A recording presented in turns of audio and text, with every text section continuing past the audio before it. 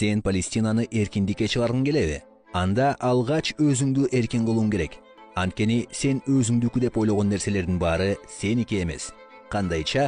Google'га кирип, сенин телефонуңду чыгарган Apple'дын акционерлерин издеп көр. Алардын арасынан сен Vanguard, BlackRock, State Street'ти табасың. Алар ошондой эле Apple'дын атаандашы болгон Microsoft'тун ири акционерлери болуп саналышат. Google, Starbucks, сен алган гамбургер, пицца жана колалардын брендтери жана соц тармактарда ушул 3 компанияга таандык.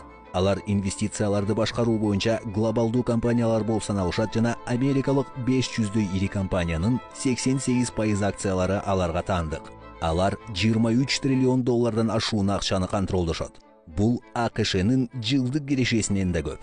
Бул 3 компания дүйнөлүк компанияларды башкарышат. Демек, дүйнөлүк экономиканы да. Сен алар жөнүндө мурун уккан эмессиң. Анткени алар дүйнөлүк ММКлардын да ээси.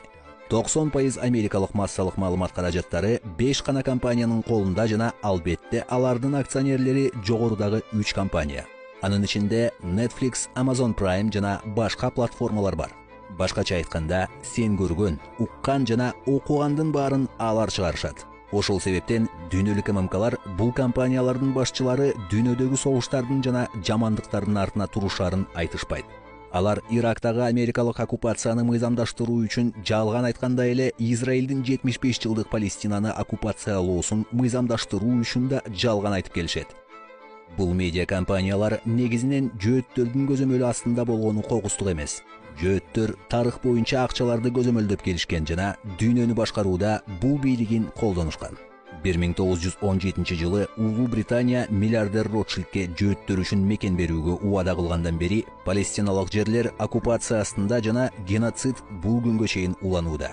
Бул компаниялар Израилди колдойт жана сага чындыктарды көрүүгө жол бербей жатат. Жана сен Палестинаны бошоткуң келет, бирок өзүң да эркин эмессиң. Анткени сенин акыл эсиң алардын жалганынын туткунунда. Ал эми жүрөгүң брендтердин жана утурундук ырахаттардын туткунунда. Алгач сен өзүңдүн акыл эсиңде, жүрөгүңдү, башкача айтканда өзүңдү эркиндикке чыгарууң керек болот. Ошондо гана сен эзүүдөн жана адилетсиздиктен бир гана Палестинаны эмес, бүт дүйнөнү эркиндикке чыгара аласың.